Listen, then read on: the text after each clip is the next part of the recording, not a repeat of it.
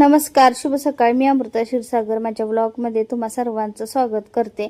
तर ना आज जाणार होतो आम्ही महालक्ष्मी मातेच्या दर्शनासाठी. तर लक्ष्मी दहीवडी येते आणि देवाला जायचं म्हणल्यावर नैवेद्य तर करून घ्यावेच लागतात. तर म्हणून पुरणपोळीचं अगदी थोडंसं असं मी ना चाललो होतं माझं म्हणजे स्वयंपाक करायचा. तर असं नैवेद्य चालू आहे माझं करायचं. पुरण असं तरी नाही म्हणत भरपूर झालं. नैवेद्याला काही एवढं पुरण लागत नाही. तर म्हणलं अगोदर भात वगैरे झालाय, पापड्याच्या तळल्यात, थोडं भजी करायचं ते राहिलंय आणि आणू खाते म्हणून असं साईडला इकडं काढून ठेवल्यात देवासाठी. अगोदर तळल्या आणि आता चपात्या केल्या अगोदर का तर डबा द्यायचा. मग चपाती भाजी ती झालंय आणि आता म्हणलं पोळ्या अगोदर करून घ्याव्या. चला तर आता नैवेद्याचं सगळं ना करणार आहे. तर देवपूजा झाली आणि असं सगळं आता घेतलंय अनुच्या बॉटलमध्येच. तर पाणी हे ओटीचं सगळं नारळ अगरबत्ती सगळं घेतलंय आणि डब्यात सगळे नैवेद्य घेतलेत करून. तरी असं सगळं घेतलेलं आहे.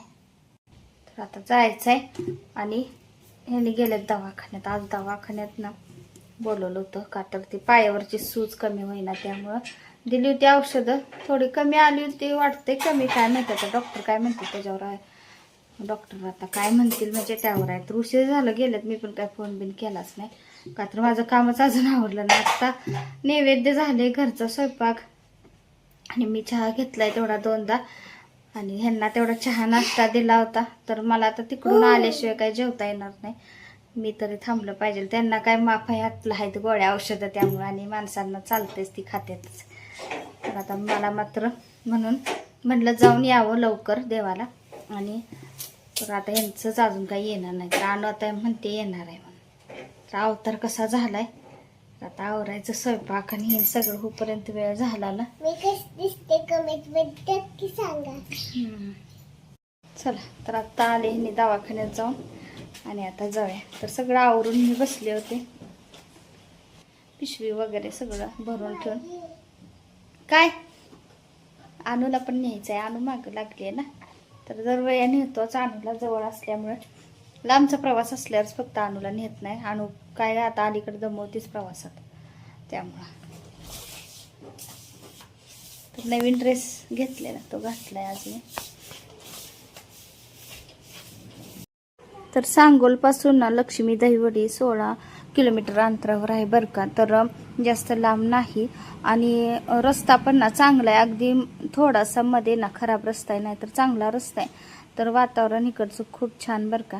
आणि श्रावणातले असं मंगळवार शुक्रवार ना देवीला नैवेद्य म्हणा ओटी भरून नारळ वगैरे फोडून यावं लागतं जाऊन. तर म्हटलं आता जाऊया आपण. आणि काय होते जर म्हणलं नंतर की काहीतरी लांबट लागतच जातात आणि काहीतरी अडचणी येतात म्हणा, त्यामुळं राहून जाते.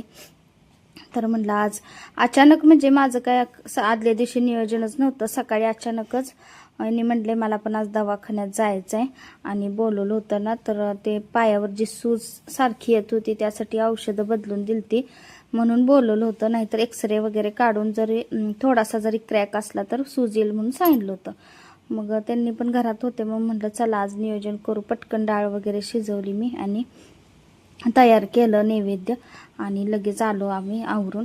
तर आणू आपण आली होती ना. तर आणूला असं जायचं कुठं बाहेर म्हणलं, लहान मुलांना खूप आनंद होतो. तर देवीचं दर्शन खूप छान झालं.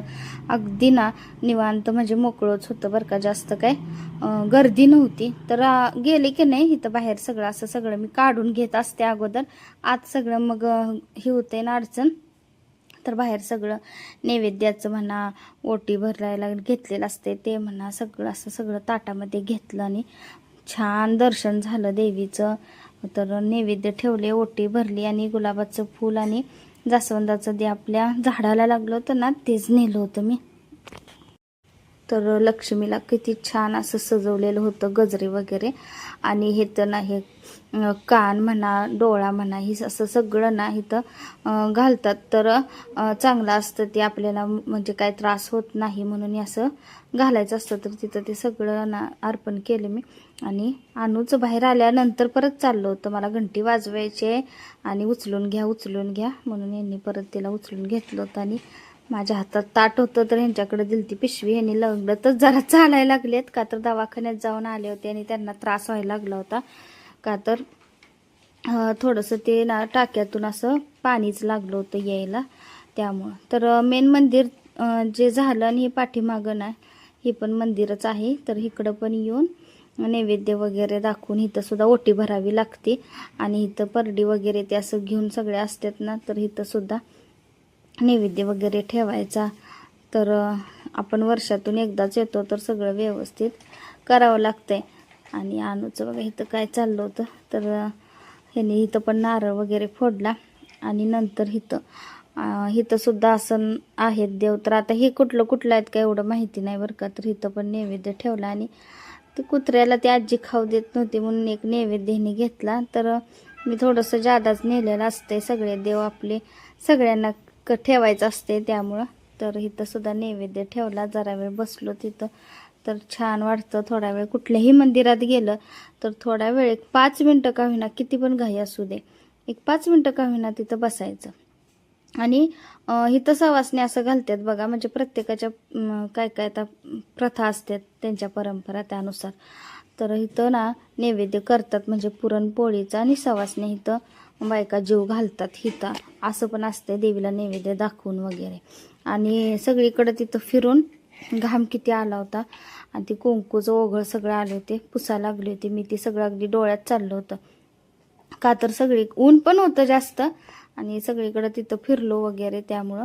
तर 2 ठिकाणी ना ओटी भरायची, परत 2 ठिकाणी नारळ फोडायचे आणि सगळीकडं नैवेद्य ठेवायचं. तर असं असते. तर 2 नारळ त्यामुळे ओटीला न सोडलेले न्यावे लागतात. आणि नारळाचे म्हणजे ते केसर असतं ना ते काढून 2 न्यायचे फोडण्यासाठी तिथं. आणि नैवेद्यसुद्धा सगळीकडं ठेवायचे, आपल्या इच्छेप्रमाणे दक्षिणा ठेवायची. तर असं सगळं असतं. आणि तर थोडा वेळ तिथं बसलो आणि परत मग यांचा पाय एक दुखायला परत चालू झाला होता, कारण प्रवासामुळं थोडंसं ना ताण पडतोय आणि गाडी पण ते गेअर टाकून त्यांना जरा त्रास व्हायला लागला होता पायाला. आणि चप्पल बस घालता येणं झाली होती, पाय सुजला होता. मग चप्पल काढून ठेवली होती साईडला, प्लॅस्टिकच्या पिशवीत घातली आणि अडकवलं साईडला. आणि मग थोडंसं गेअर टाकायला यायला नाही, त्यांना ती गेअरच टाकायला येणं झालं. तर मग परत मग चल याने म्हणायला लागले, यांना त्रास व्हायचा लागला होता आणि यायला लागलो आम्ही. तर येताना थोडंसं ऊन कमी झालं होतं, वारं पण छान असं सुटलं होतं आणि कुंकू आणि ते सगळ्यांनी तिथं लावलेलं होतं. कसं झालंय तर इकडं शेती वगैरे असं भरपूर. तर मागच्या वेळेला गेलो होतो इकडं आम्ही, तर सूर्यफुलाची अशी भरपूर इकडे होती बरं का शेती, तिथं फोटो काढले होते भरपूर असे.